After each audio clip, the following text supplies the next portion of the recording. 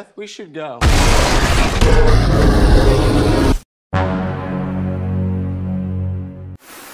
Ceritanya dimulai di tahun 1985, seorang penyelundup narkoba bernama Andrew C. Thornton terbang dengan pesawat kecil. Dia bawa banyak kokain dan rencananya mau ngejatuhin barang itu dari pesawat, lalu loncat pakai parasut sambil bawa satu tas ransel penuh kokain. Tapi sial, dia malah kepeleset, kebentur pintu pesawat dan jatuh begitu saja, tewas di tempat. Sementara itu, di hutan nasional Chattahoochee, Georgia, ada dua orang pendaki yang lagi santai liburan. Tiba-tiba mereka ketemu seekor beruang hitam. Nah, beruang ini udah sempat makan kokain yang jatuh dari pesawat tadi, jadinya beruang itu ngamuk dan langsung nyerang. Hasilnya, salah satu pendaki tewas di tempat.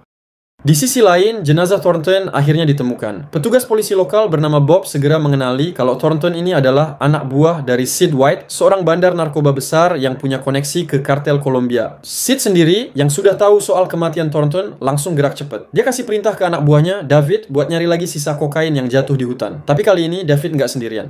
Dia ditemenin sama anak Sid sendiri, yaitu Eddie, yang sebenarnya masih berduka karena baru kehilangan istrinya. Nah, cerita lalu pindah ke seorang anak SMA bernama Didi. Dia tinggal sama ibunya, Sari, yang kerja sebagai perawat. Mereka lagi debat soal rencana liburan. Didi maunya ke air terjun buat melukis, sementara ibunya nggak setuju.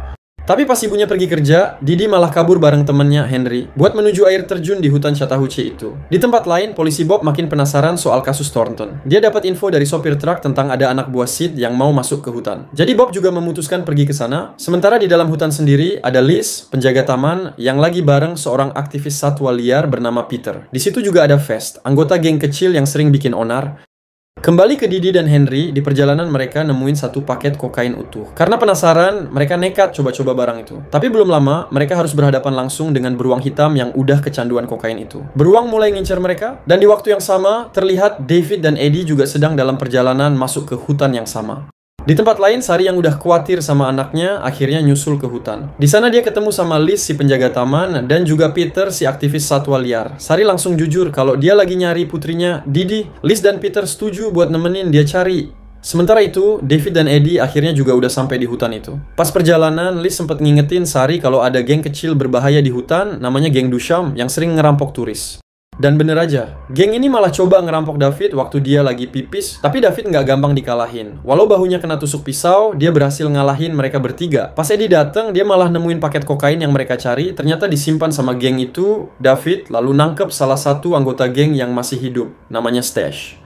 Dia dipaksa ngaku, dan Stash bilang kalau sisa barang ada di sebuah gazebo dalam hutan. Nggak percaya begitu aja, David bawa Stash buat jadi penunjuk jalan, balik ke Sari, Liz, dan Peter. Mereka akhirnya sampai di jalur yang sempat dilewati Didi, dan di situ mereka ketemu Henry, temannya Didi, yang lagi sembunyi di atas pohon. Henry panik dan bilang kalau ada beruang ganas yang nyerang mereka, dan Didi terpisah. Tapi awalnya nggak ada yang percaya.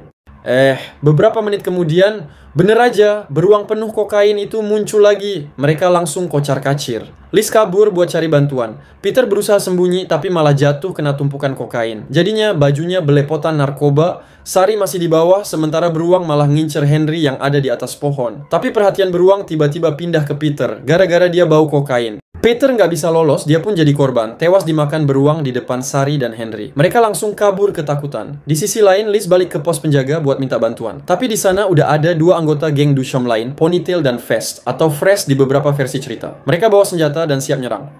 Tiba-tiba, beruang datang ke pos. Situasinya makin kacau. Ponytail tanpa sengaja malah mati gara-gara panik, sementara Fresh yang lengah akhirnya juga dimakan sama si beruang kokain. Liz sendiri cuma bisa lari lagi, sementara hutan makin kaos. Di sisi lain, David, Eddie, dan Stash masih jalan bareng menuju gazebo tempat kokain disimpan. Mereka belum sadar kalau ada beruang ganas yang juga berkeliaran di sekitar situ. Di waktu yang sama, polisi Bob akhirnya juga sampai ke lokasi. Sementara itu, Sari dan Henry yang lagi nyari Didi nemuin semacam catatan kecil yang sengaja ditinggalin Didi biar bisa dilacak. Dari situlah mereka lanjut ikutin jejaknya.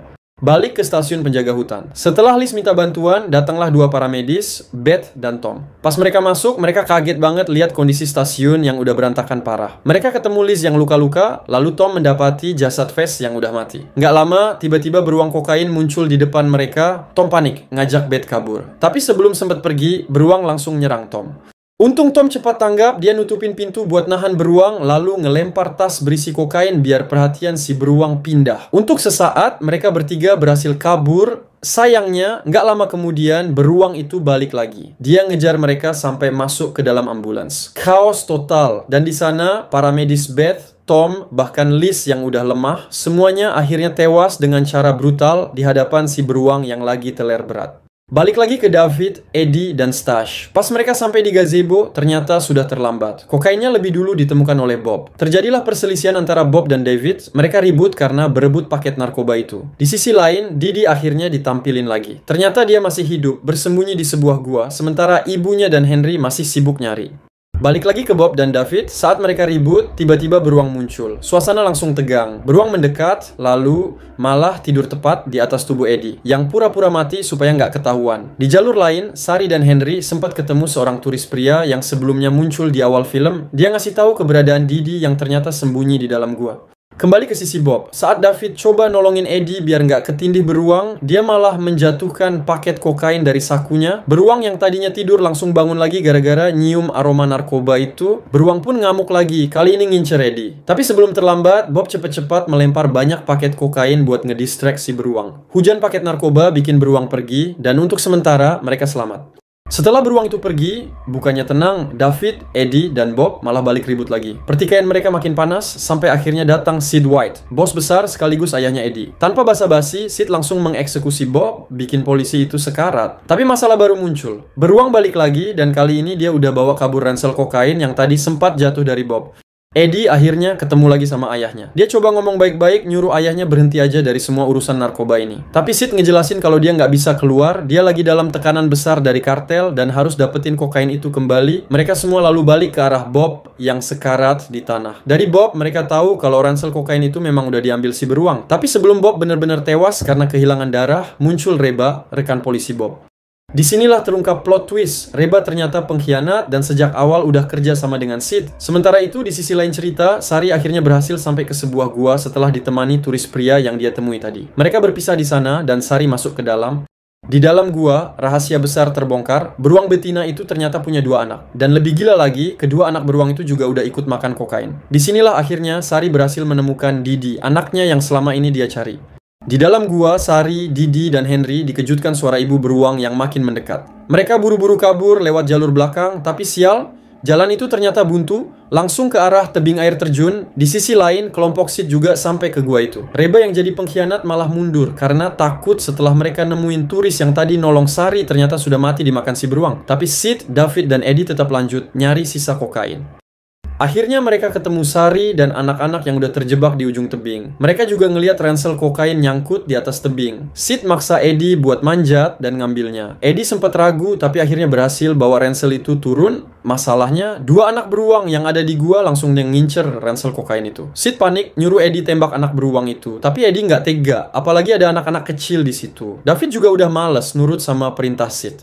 Tiba-tiba, ibu beruang muncul buat lindungin anak-anaknya. Sari dan yang lain langsung putuskan lompat dari tebing ke air di bawah biar selamat. David dan Eddie akhirnya ikut lompat juga. Sementara itu, Sid tetap keras kepala. Dia tembakin ibu beruang sampai pingsan, lalu masih nekat mau ngambil kokain yang nyangkut. Tapi naas, 1 paket jatuh tepat ke wajah si beruang betina yang pingsan. Begitu ngisep bubuk putih itu, beruang langsung bangkit lagi dengan tenaga super. Hasilnya, Sid dihabisin dengan cara brutal oleh si beruang. Tamat riwayatnya, di bawah tebing, Sari dan anak-anak ternyata selamat. Mereka nolong David yang sempat luka-luka. Lalu akhirnya semua berpisah. Reba balik lagi bawa bantuan, plus bawa anjing polisi Bob. Anjing itu akhirnya jadi peliharaan Eddie, tanda kalau hidupnya mulai berubah. Film ditutup dengan adegan beruang betina yang masih hidup, sekarang bersama kedua anaknya. Mereka tampak normal, sampai ada beberapa turis yang iseng merekam mereka. Dan jelas, ekspresi beruang itu berubah jadi ganas lagi.